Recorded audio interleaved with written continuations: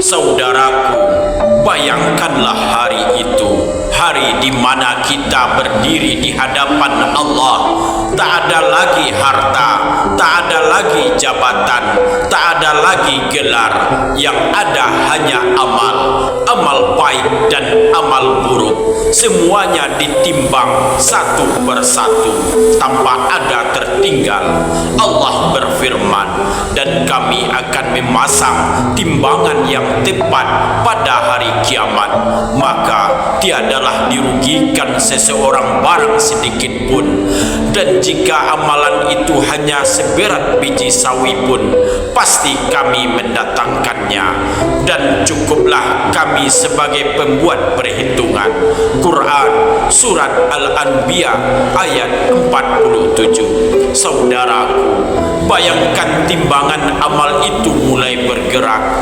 Di satu sisi, amal solatmu, puasamu, sedekahmu, zikirmu. Di sisi lain, ada dustamu, riba yang kau makan, solat yang kau tinggalkan, maksiat yang kau lakukan.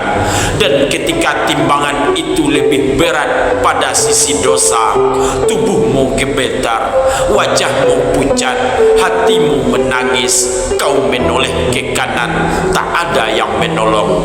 Kau menoleh ke kiri, tak ada yang peduli. Hanya amalmu yang menjadi penentu. Rasulullah SAW bersabda, tidak ada sesuatu yang lebih berat dalam timbangan seorang mukmin pada hari kiamat selain akhlak yang baik. Hadis riwayat Tirmizi. Tapi betapa banyak kita mengabaikan akhlak. Kita kasar pada orang tua, kita sombong pada sesama, kita menyakiti hati istri, suami, bahkan anak-anak kita. Saudaraku, ada orang yang tampak kaya dengan amal, tapi ternyata bangkrut di akhirat. Rasulullah SAW bersabda, tahukah kalian siapa orang yang bangkrut?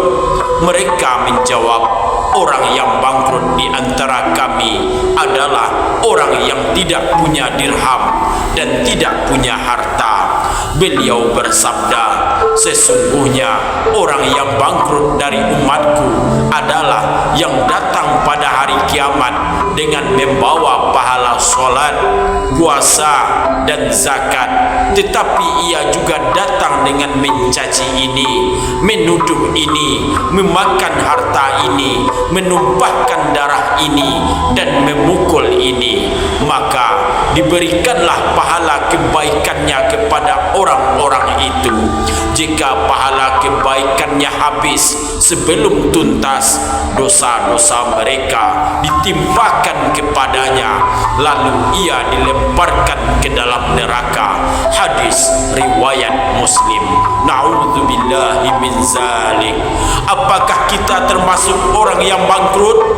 Saudaraku, hari itu mulutmu terkunci, tidak bisa lagi berdusta, tanganmu yang bersaksi, kaki yang melangkah ke tempat maksiat akan bersuara. Allah berfirman, pada hari ini kami tutup mulut mereka, dan berkatalah kepada kami tangan mereka, dan memberi kesaksianlah kaki mereka terhadap apa yang dahulu mereka kerjakan.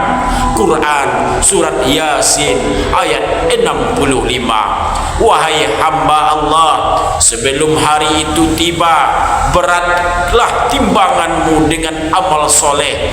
Perbanyak zikir, sedekah, doa, istighfar, akhlak yang mulia. Jangan remehkan kebaikan sekecil apapun, karena ia bisa menjadi penolongmu di hadapan Allah. Saudaraku yang dirahmati oleh Allah, hari itu timbangan akan bicara, bukan dengan suara, tapi dengan keadilan Allah. Pastikan yang berat adalah amal baikmu, bukan dosa-dosamu.